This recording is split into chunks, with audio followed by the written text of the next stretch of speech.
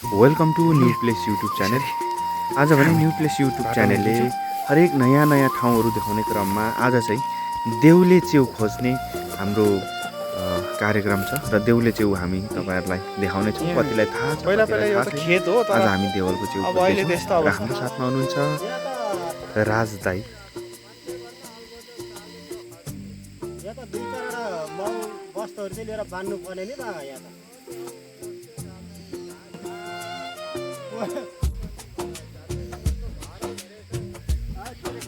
घर छेउको त्यो देवी खानहरू सबै बाँगा भोलिसम्म आगो थियो।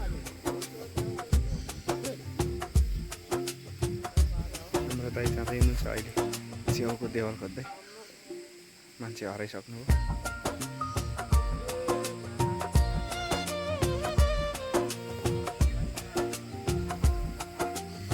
हाम्रो राज दाई देवलमा च्याउ खोज्दै हुनुहुन्छ।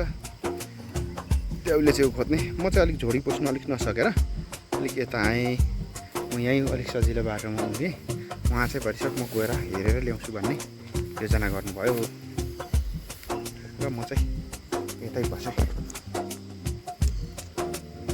हाम्रो दाइले खोज्दै हुनुहुन्छ। कहाँ हराइसक्नुभयो? क्यामेरामै आउनु छोड्नुभयो।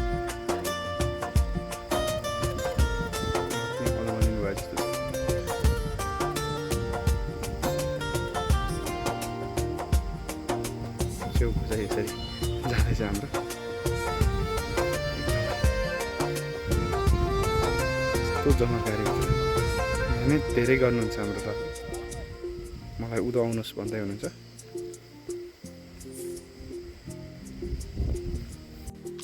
यसरी पलाउँछ है।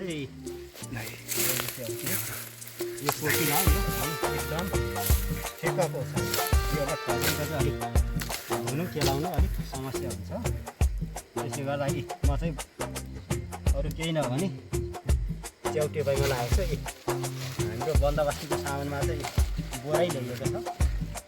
के भने यस्तो किसिमलाई अब भए झपल चाहिने हो, गल अब नहुँदाखेरि अब जङ्गली जुगाड प्रयोग गरेर भए पनि हामीले च्याउ चाहिँ आज खाने नै निर्णय गरियो।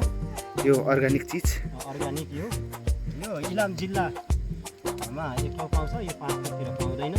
लगायत मैले हिँड्ने क्रममा पहिला सिन्धुलीमा पाएँ र सर्लाईमा लगभग पाउँछ। अरूतिर चाहिँ यो कति ठाउँमा हुन्छ पनि कति ठाउँमा हुँदैन। यो चाहिँ हामीहरूको देवलमा दिने के अरे पलाउने यो प्राकृतिक च्याउ पुस्तादेखि यो हामीले चाहिँ खाँदै आएको। यसको साइड इफेक्टहरू केही हुँदैन, नडराइने तरिकाले खाँदा हुन्छ। च्याउ निस्किने चाहिँ खास यही रहेछ नि।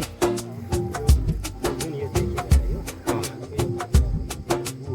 हजुर, धमिराको चाहिँ दिशाबाट चाहिँ निस्किने गर्छ। यो सानो देवाल हो, ठुलोमा मुख्य निस्किने भनेको यही नै हो। यही मसिनो ढुसीहरू है यो। धमिराको दिशाबाट यो अनि बुबु यो सबै निस्केको थियो भने त साह्रै धेरै हुन्थ्यो होला है।